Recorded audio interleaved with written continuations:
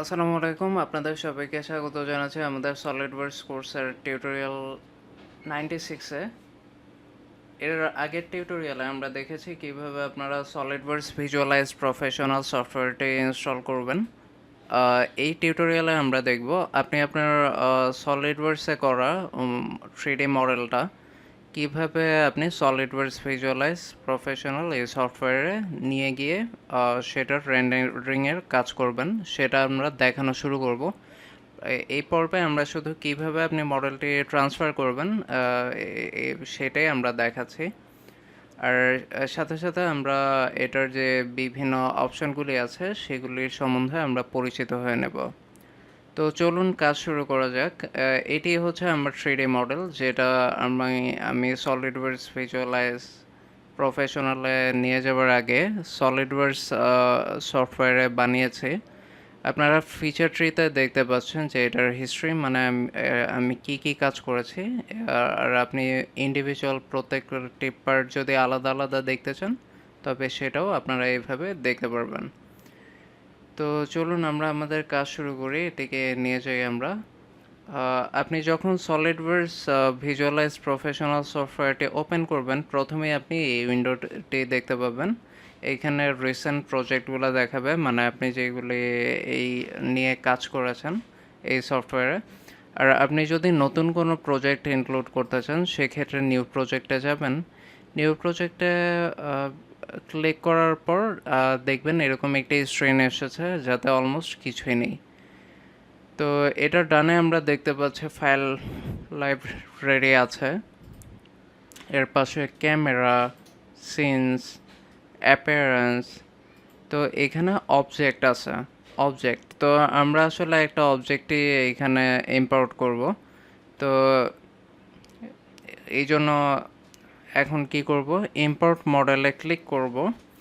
Click করে আমরা default যে লোকেশন সেটা দেখাচ্ছে, আমরা সেটাতে যাব না।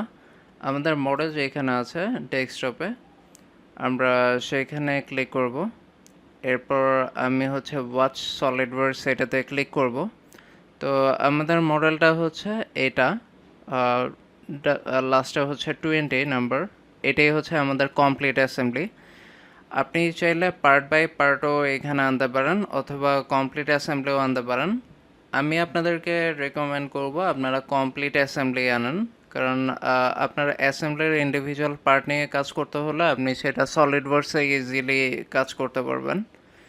তো এই কমপ্লিট অ্যাসেম্বলিটা আমি সিলেক্ট করলাম, সিলেক্ট করে ওপেন ক্লিক করলাম। ওপেন ক্লিক করতেই ইম্পোর্ট সেটিংসের এই ডায়ালগ বক্সটা আসবে।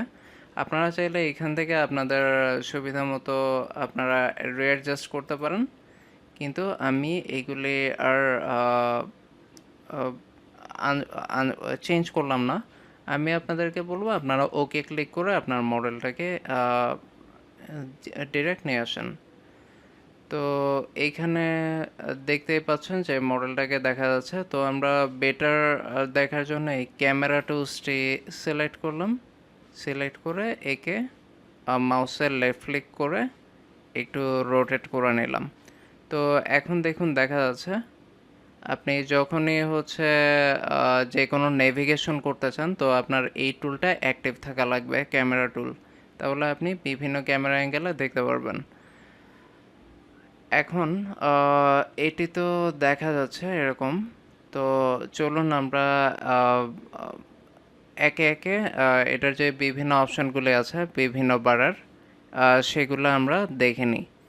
আর বিভিন্ন মেনু সম্বন্ধে আমরাও পরিচিত হয়ে নিই, আর এগুলোর ব্যাপারে বিস্তারিত আমরা সামনের টিউটোরিয়ালগুলোতে আলোচনা করব। তো ফার্স্টে দেখা যাচ্ছে এখানে ফাইল অপশানটি আছে, এর আন্ডারে আপনি নিউ প্রজেক্ট, ওপেন প্রজেক্ট, এছাড়া আপনি প্রজেক্টটি সেভ করতে চাইলে সেভ করতে পারেন। এরপরে এডিট আছে, মানে আপনি আনডু, রিডু, কপি, পেস্ট আমরা নর্মালি অন্যান্য সফটওয়্যারে যা করি। এরপর ভিউ, মানে আপনি কোন অ্যাপিয়ারেন্সে দেখতে যাচ্ছেন সেগুলো আপনি এখান থেকে সিলেক্ট করতে পারেন, এখানে বেশ কিছু অপশন আছে।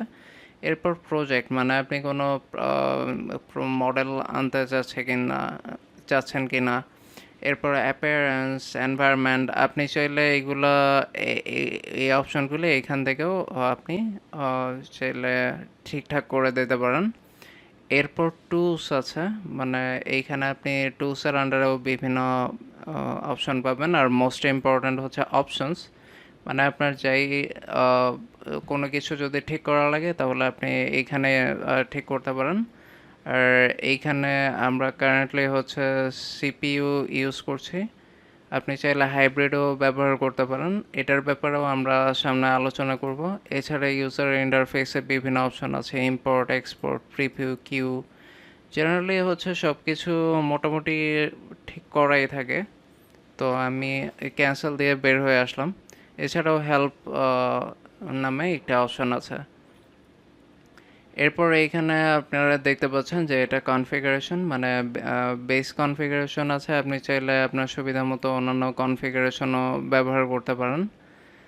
এছাড়াও এখানে দেখতে পাচ্ছেন যে আপনি নিউ কনফিগারেশন অ্যাড করতে পারেন। আর এটা হচ্ছে রেন্ডার সিলেকশন, আপনি কোন সিস্টেমে রেন্ডার করবেন সেটা সিলেক্ট করতে পারেন। আর যেমন ধরেন বেসিক হচ্ছে প্রিভিউ, তো আপনি প্রিভিউতে দেখতে পারেন যে আপনার কারেন্ট কী অবস্থা আছে। এরপর ফাস্ট মোড আছে, ফাস্ট মোডে দেখুন কনভার্ট হচ্ছে এটি এখন। তো ফাস্ট মোডে এখন আমরা এটাকে দেখতে পাচ্ছি আমাদের যে 3D মডেলটি আছে। এরপরে হচ্ছে অ্যাকুরেট যেই মোড সেটি। তো অ্যাকুরেট মোডে আপনারা দেখতে পাচ্ছেন যে এটা আরও বেশি অ্যাকুরেসি দেখাচ্ছে, মানে আপনার কাছে যে 3D মডেলটা সেটা আরও লাইভলি করে তুলছে প্রত্যেকটা ডিটেলস। আর এখানে দেখতেই পাচ্ছেন যে ফার্স্ট মোডে যখন গিয়েছিলাম তখন পাসেস দেখাচ্ছিল, এখন এটার passes per second, resolution, polygon count, এগুলো চেঞ্জ হয়ে যাচ্ছে। আর এখানে দেখাচ্ছে যে আমরা এখন শুধু সিপিইউ ব্যবহার করছি। তো দেখুন আমি আরও এটিকে রোটেট করলাম বেটার প্রিভিউয়ের জন্য, যখন রোটেট করছি তখন সেটি রিঅ্যাডজাস্টেড হচ্ছে। তবে জেনারেলি হচ্ছে ফাস্ট মোডে হচ্ছে রাখা বেটার। আমরা যখন কাজ করব জেনারেলি ফাস্ট মোডে রাখবো। এরপরে আছে টার্ন টেবল, এছাড়াও আছে সিলেকশন টুল, তারপর অবজেক্ট ম্যানিপুলেশন টুল, ক্যামেরা টুলস, আউটপুট টুলস। আর এইদিকে যে টুলগুলো আছে সেগুলোর ব্যাপারে তো বলেছি, আর সামনের টিউটোরিয়ালগুলোতে আরও বিস্তারিত বলবো। তো আশা করি আপনাদের আমাদের এই টিউটোরিয়ালটি ভালো লেগেছে। আপনাদের সবাইকে জানাচ্ছি অসংখ্য ধন্যবাদ।